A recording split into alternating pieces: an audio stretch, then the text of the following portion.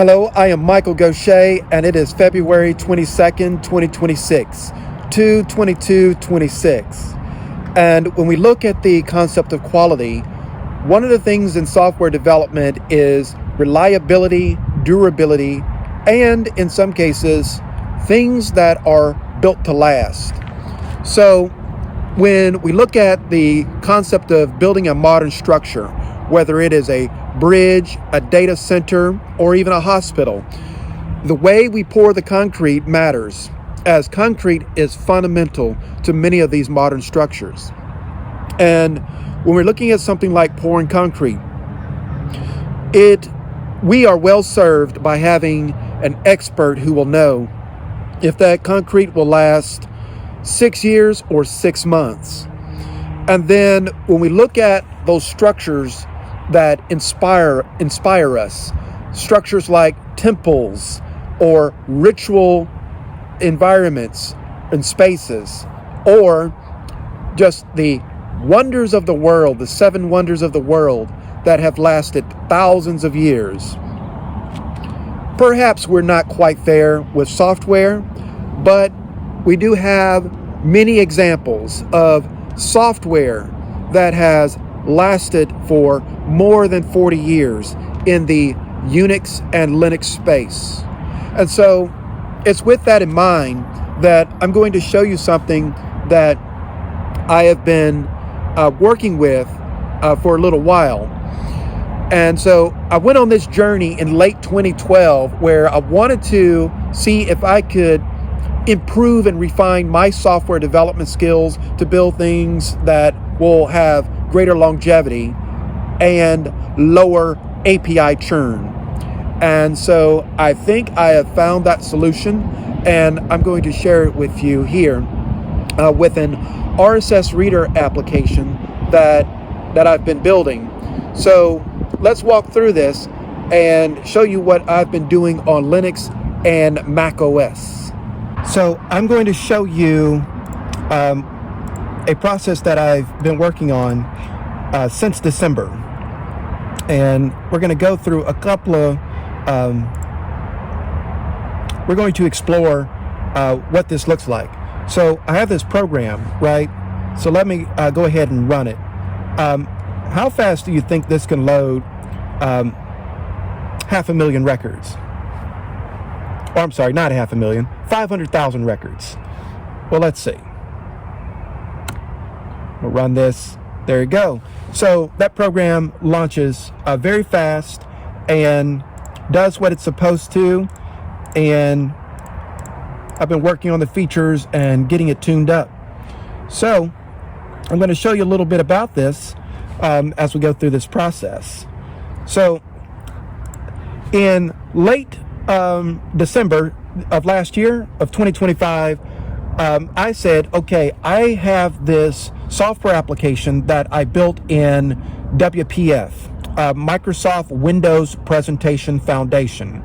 And what Microsoft Windows Presentation Foundation allows you to do is to build software for Windows that has good features, good layouts. It allows you to build desktop applications that look very good and have great functionality. The problem is that as good as WPF is, it is Windows specific at this time and has been since its initial release in 2005 when I first started using it. So there is this alternative called Avalonia. And what Avalonia allows you to do is use the same general principles as Microsoft WPF, but apply them to Linux, macOS, as well as Windows. So you can have the same program on all 3 operating systems using the same software source code.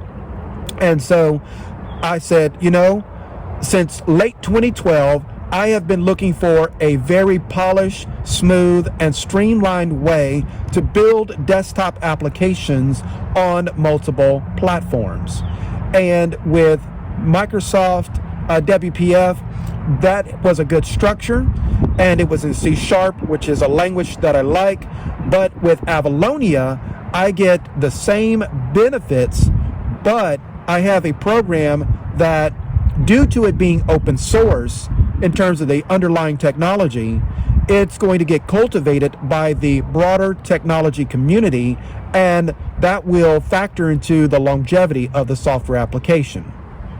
The problem is that I didn't have a lot of time, and so I had this program that I was writing, right? And so I had evolved it over several years from FLTK using C++. That's the Fast and Light Toolkit from 2013 to 2025. I was using that, and then I switched to Allegro Game Engine somewhere in 2016 through 2019. And then from there, and I'm still using C++. And then from there, I went to GTK for a number of years. And then I said, I finally have a production grade design in my RSS reader that I will convert that over to Microsoft WPF on Windows to see if the design would transport. So then early last year, around January through March, I discovered that C# on Linux had evolved to such an extent that it had performance matching C++ when we're talking about desktop applications and applications development. So I said, okay, let's rewrite the WPF application in Avalonia. And since I was running out of time last year, I said, okay, let's use AI to do this translation.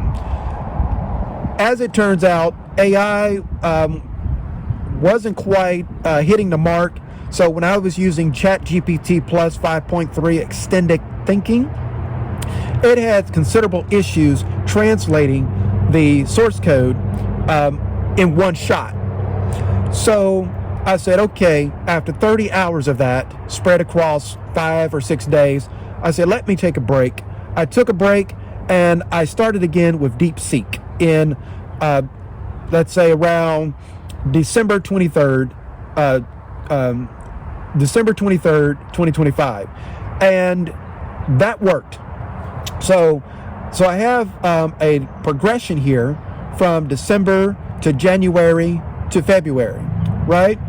And so I did an AI assisted migration using DeepSeek Chat from the 23rd of December all the way to the 4th of January of this year. So there's some good aspects of that and some not so good aspects. But before we go into that, it first helps to understand the database. So I basically have this RSS database, and this is a snapshot from when I last updated it through the software application on the 13th of February. And I made some copies here for reasons you will see here later. And so this RSS database is very straightforward. So I'm running SQLite 3 as my database engine to run this database inside the desktop application. And so here I'm on the command line, and I'm basically reading out what the feeds look like. So select star from feeds, and basically this is what we have. We have the name of the feed, we have the web address where the feed is drawn from, when we last retrieved it through whatever means, whether it was the software application, a command line application. In this case, it's a desktop application. What is the minimum amount of time before we can retrieve a feed again? And this is important because some websites will block you if you access their websites through software programs too often. And that makes sense because you can bring a website down doing that. So I put in a safeguard here to prevent that from happening. And then how long do we want to hold on to feeds? And so then what I did is I did a little calculation here using SQL, where we see, okay, from the last time that we retrieved it, when is the next time that we can retrieve it, right? So adding an hour here, 11:55. And then what is the expiration date on the feeds, right? And so there's the calculation here. And so so this is kind of contrived because this doesn't really apply to the feed at this level. It actually applies to the articles themselves. And then again, the data that we explained earlier. The articles themselves, right, is in another table. It's called feeds articles, right? And so feeds articles is going to have the name of the feed. It's going to have the date time that particular article was downloaded to the database. We have the headline for that article, and we have the web address where that article can be located. What is not shown is the actual article data that we also download. It's simply too large for the screen to show it here on this screen view. So that's basically what that looks like, and this is basically you know, a couple hundred rows of data. So again, I'm using DB browser for SQLite to be able to visualize through what the tables look like. I actually don't use this for development. The last time that I used it for development was probably 5 or 10 years ago. I pretty much I prefer to do everything through the command line. It's just more maneuverable that way in many cases. So anyway, this is that same query that we talked about earlier, and then this is how many records we have in the database. 582 records, right? And so then we also want to do a rough calculation based on how many articles that we have. So by feed, this is how many articles we've downloaded per feed, and then what was the earliest time that we downloaded it, and what was the last time that we downloaded an article for that particular feed.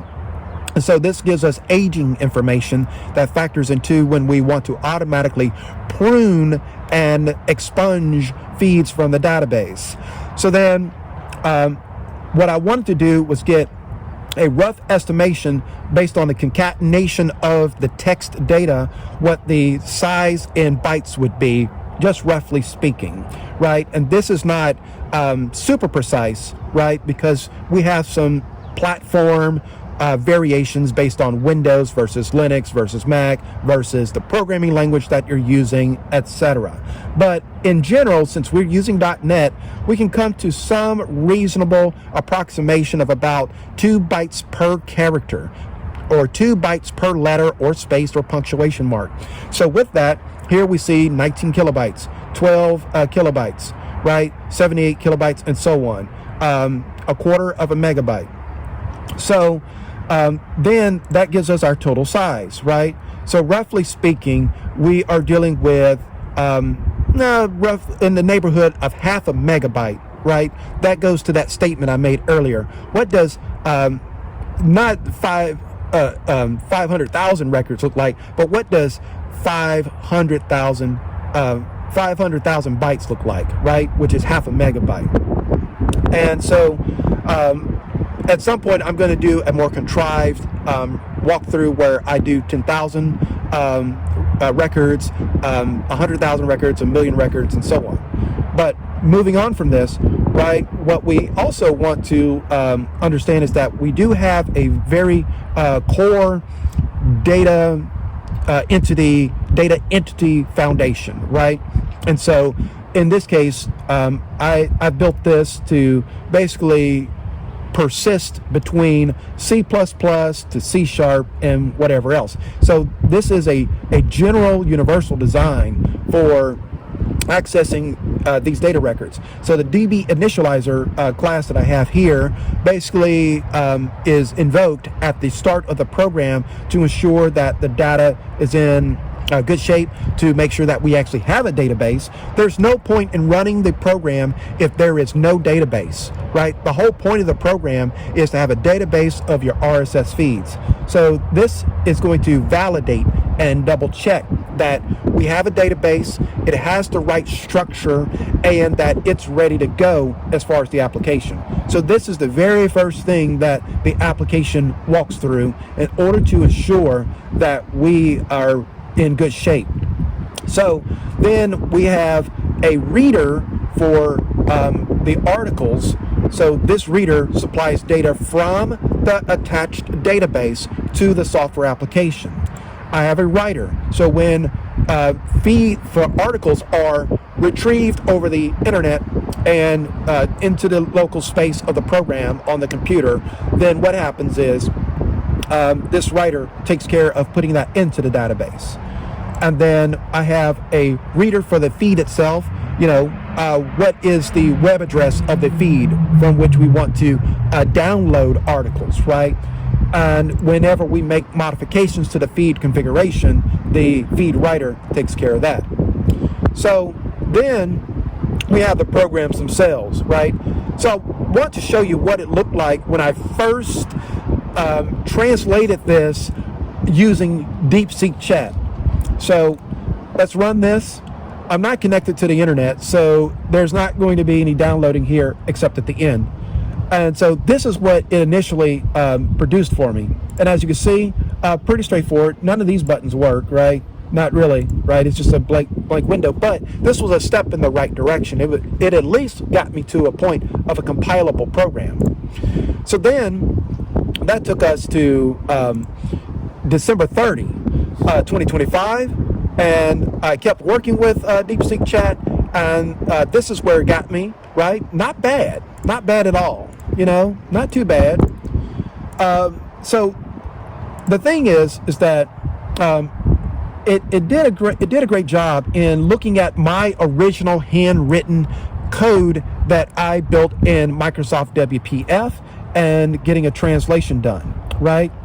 And so then when we get to later in the morning of December, or near midnight, so should we say, this is what we had going on, and we had some regressions. So it just isn't looking well, right? We got data over on this side, which is okay, but there were some regressions as we tried to get it to more fully align with the original program. So at that point, by January 4, 2026, I said, okay, what can we do? And we did a little bit more, and we got a couple of more things done. But it took quite a bit of effort through the AI to be able to accomplish this, right? And there's a bug here where when I select a row, it will double delete. I don't want to modify the database at this point, so we will move past that. But if we run this again, you'll notice something very, an astute viewer will notice that in some cases, when I switch tabs, it doesn't keep, see, it doesn't have the ergonomics there. So then that's when I said, okay, January 5th all the way to February 13th, I'm going to handwrite this, right? So let's go and handwrite this application. And so that's where we have this program, which is more refined, and it represents more extensive software development and coding. And if anybody comments that they want to have a walkthrough of the coding for this, then I would be happy to oblige. But basically we have better functionality, and we have a solid reduction in the software code by at least 1,000 lines of code that I deleted and patched up. So I cleaned up what some would call AI slop. I cleaned it up and made it more refined. And so this is the program running on Linux. Let me show you the program running on macOS. So stand by. All right, so to wrap this up, let's see. We're going to run this on a MacBook, and I did do some tweaks to get it to run. So I was using system.data.sqlite.core, and I had to change that to microsoft.data.sqlite because the system.data.sqlite.core reference is not a cross-platform out of the box between Windows, Mac, and Linux. And so Microsoft.data.sqlite actually is, and it runs faster. So you might see a little bit higher performance here on the Mac versus what you saw previously on Linux. So let me, let's see, RSS. Okay, let me make sure I get into the right directory. Okay. All right, so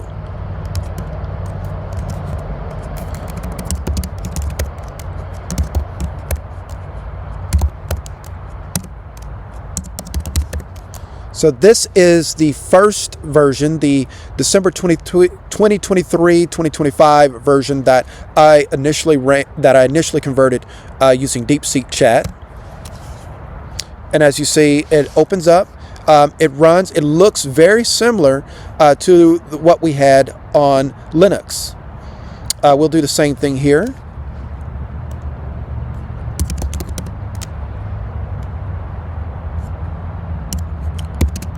Let's see.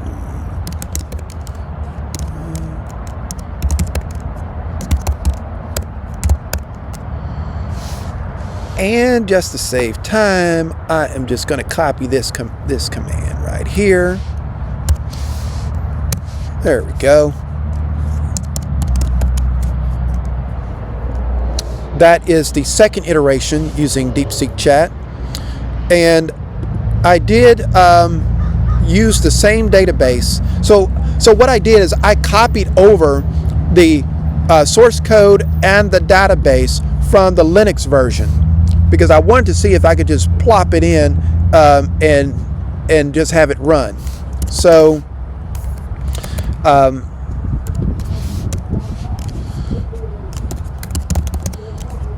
that didn't actually work. What did work is to install .NET on the Mac and compile it from source, right? So that did work. So this is the December 30 iteration, right?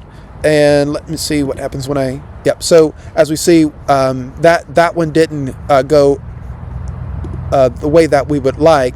So then let's go over to the January 1st iteration, and this is the final iteration that was a collaboration between me and DeepSeek Chat.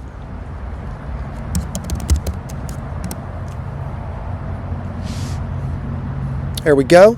So we have all of our feeds, and let me do something here. Let me go ahead and make an edit to this. So this feed is called distro watch. We'll save the feed. There we go. And let's go ahead and just call this /dot, what it was originally.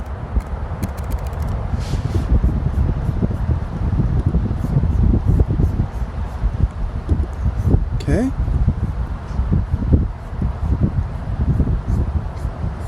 All right. So as you see, we can navigate through the tabs, but you notice that where I made the name change, it did not persist. So that would show up until I launched it again, presumably, right? So there you do have the changes there. So then I spent about a month hand coding and cleaning up and doing various things, and I literally did this migration to Mac last night, so it's very possible that there's going to be some things that don't look as well as when I thoroughly tested it. But let's run this scenario again. And notice, when I switch tabs, I actually get consistent selection from the get-go. And I'm going to go over here, and I'm going to delete this out. I'm going to save that. And I'm going to go over here and delete this out. Let's put a little, let's remove that there. Okay, well, let's leave the space. And I'm going to save that and then exit. And look, we got instant change. No crashes, no issues. It works the way it's supposed to. And that is the difference between a person writing code and trying to have an AI do it all on its own, because there are just some things that people are going to do better than machines, but productivity comes from finding the balance between both. So if anybody has any comments, I have a full write-up, an article that I've attached in the comments to this video. And until I see you again, have a good one.